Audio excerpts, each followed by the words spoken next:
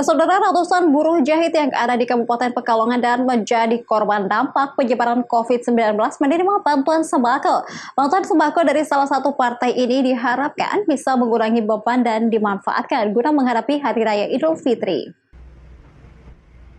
Pembagian sembako untuk warga terdampak COVID-19 diberikan kepada para penjahit yang sudah menganggur selama 2 bulan, tepatnya di Desa Bener, Tirto, Kabupaten Pekalongan. Pembagian sembako ini didampingi langsung oleh Sekretaris DPW PKB Jawa Tengah, Sukirman. Pemberian sembako berisi beras 10 kg, minyak, gula, dan lainnya kepada 100 lebih warga itu disambut baik.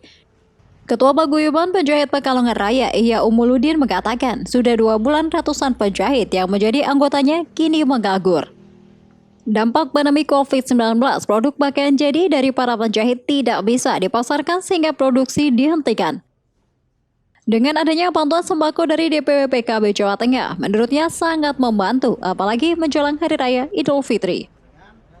Kami sangat berterima kasih sebagai kelompok yang mungkin sangat minoritas, walaupun manfaatnya sangat besar sekali. Karena di Pekalongan ini yang namanya penjahit adalah mayoritas pekerja home industry. Home industry Pekalongan hampir semuanya penjahit. Penjahit tidak pernah teriak ketika upah murah, penjahit tidak pernah berteriak ketika upah di bawah UMK, namun penjahit berteriak ketika mereka 3 bulan tidak bekerja, 2 bulan tidak bekerja, dan alhamdulillah kepedulian dari Caimin beserta seluruh timnya sangat-sangat kita haturkan terima kasih.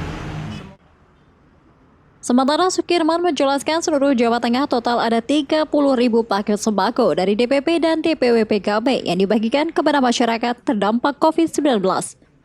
Umumnya mereka yang mendapat bantuan sembako ialah warga yang tidak tersentuh bantuan pemerintah.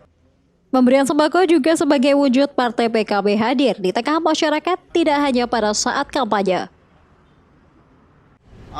Kita sangat paham hari ini situasi industri pakaian jadi rumahan atau konveksi yang dikenal di daerah Pekalongan dan Pemalang ini cukup terdampak dengan situasi corona hari ini. Kalau terdampak otomatis mereka ini nganggur, lalu kemudian karena mereka ini pekerja harian, buruh, pasti tidak akan mendapatkan apa-apa. Nah, ada yang mungkin sudah tercover pemerintah, tapi ada juga yang belum, kebanyakan belum. Nah, kita menjembatani itu dengan bantuan sembako ini. Sukirman berharap dengan adanya penyaluran paket sembako jangka pendek ini, masyarakat bisa merasakan Hari Raya Idul Fitri tanpa kekurangan pangan.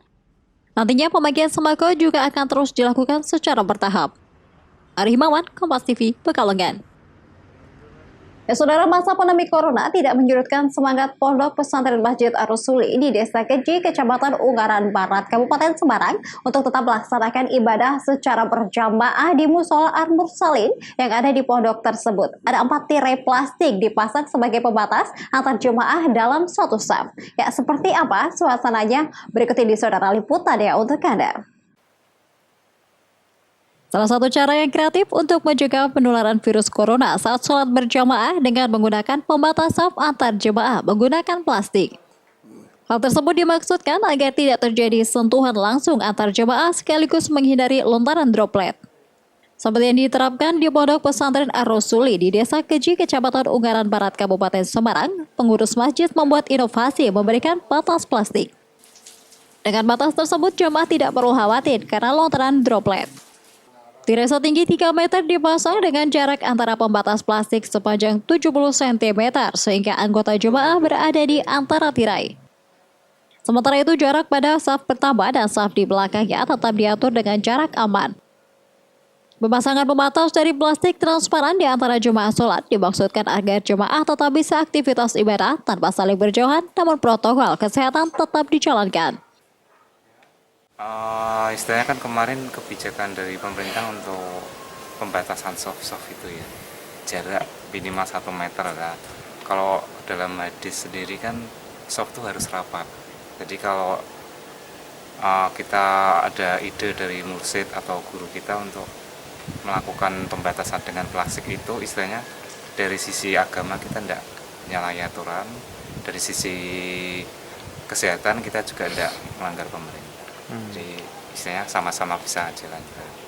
Berarti biar masjid ini tetap bisa digunakan Iya, untuk jadi ibadah gitu softnya ya. pun tetap bisa rapat karena ada sekat-sekat plastik. Dan dari anjuran dari pemerintah untuk kesehatannya kan juga ada. Untuk menjaga kebersihan masjid agar tetap steril, setiap selesai digunakan, plastik dibersihkan menggunakan disinfektan. Hendro Teguh, Kompas TV, Semarang. Ya, baik, terima kasih informasi tadi sekaligus menutup Kompas Pekalongan pagi ini. Anda juga bisa menyimak video tayangan kami di YouTube Kompas TV Pekalongan. Ya, selamat menunaikan ibadah puasa. Kami undur diri, tetap saksikan serangkaian program berita di Kompas TV, independen terpercaya.